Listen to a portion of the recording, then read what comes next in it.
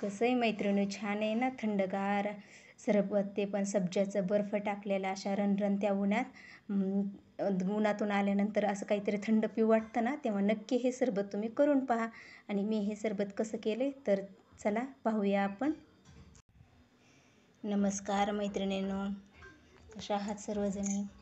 आज आपण करणार आहोत सब्जाचं सरबत. आता सरबत तर आपण प्रत्येकजणी करतो, पण आता ह्या उन्हाळी दिवसात ना सब्जाचं सरबत ना प्रत्येकीने अवश्य करावं, कारण सब्जा ना आपल्या शरीरासाठी खूप चांगला असतो.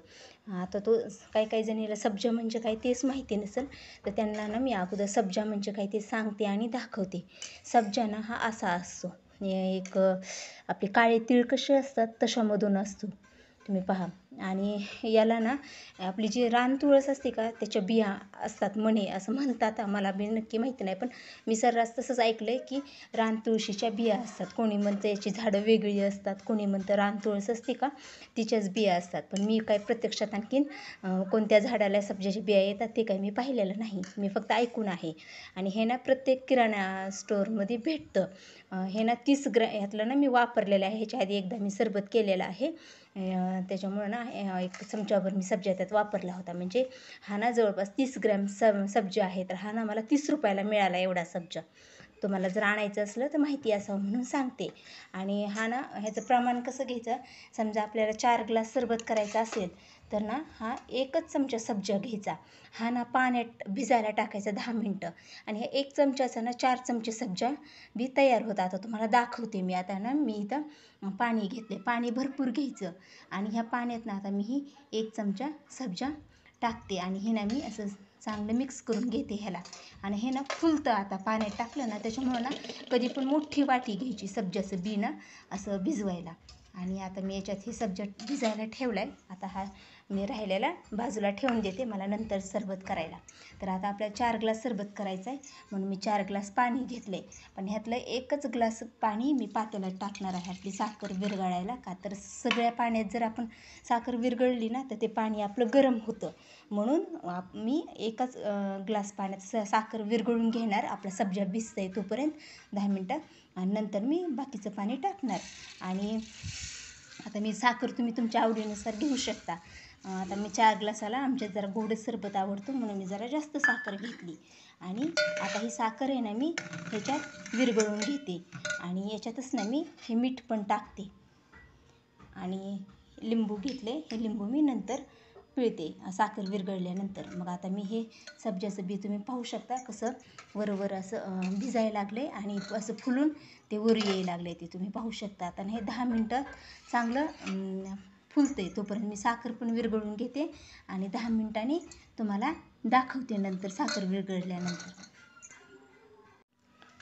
तर मैत्रिणी आपली साखर विरघळली.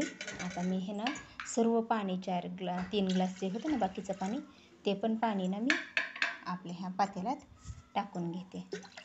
सगळ्या पाण्यात जर साखर विरघळली ना तर साखर विरघळताना ते पाणी गरम होतं. आपलं सरबत गरम होणे म्हणून आधी थोड्या पाण्यातच कधी पण साखर विरघळून घ्यायची, ही एक टिप. आणि आता आपण लिंबू पिळून घेऊ. 4 ग्लास सरबत आहे त्याच्यामुळे मला हे पूर्ण लिंबू लागेल. लिंबू ना एक पूर्ण घ्यायचं. आणि आता तुम्ही पाहू शकता आपल्या सब्जाच्या बिया ना फुगून पहा कशा झाल्या त्या. आता ना मी ह्याच्यात लिंबू हे करून मिक्स करून घेते.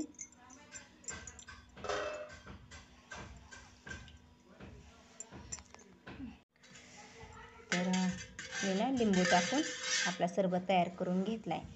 तर आता हा सब्जाच्या बिया आहेत ना आपल्या ह्या आधी मला एका हातात मोबाईल पकडून तुम्हाला दाखवता यायचे नाही म्हणून मी असे टाकते ह्याच्यात.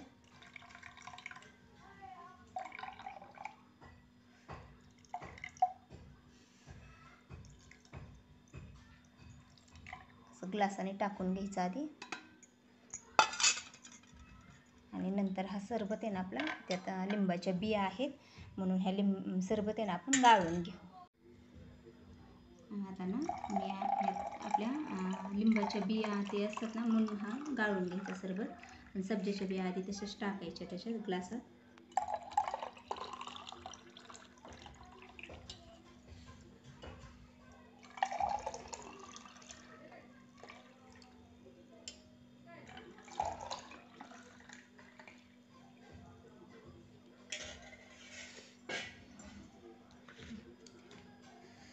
आपलं पाणी थंड आहे माठातलं, तरी पण मी याच्यात बर्फाचे क्यूब टाकते.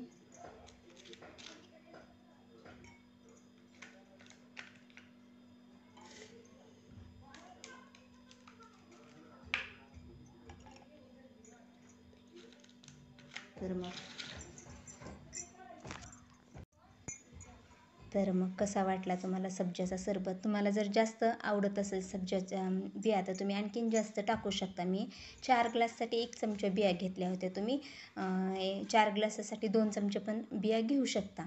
आणि ह्याला काय असं विशिष्ट अशी वास किंवा स्वाद नसतो सब्जाच्या बियाला, त्याच्यामुळं तो ना सर्वांना आवडेल. आणि सब्जा खाण्याचे फायदे म्हणलं तर सब्जा ना आपल्या शरीरासाठी खूप चांगला असतो.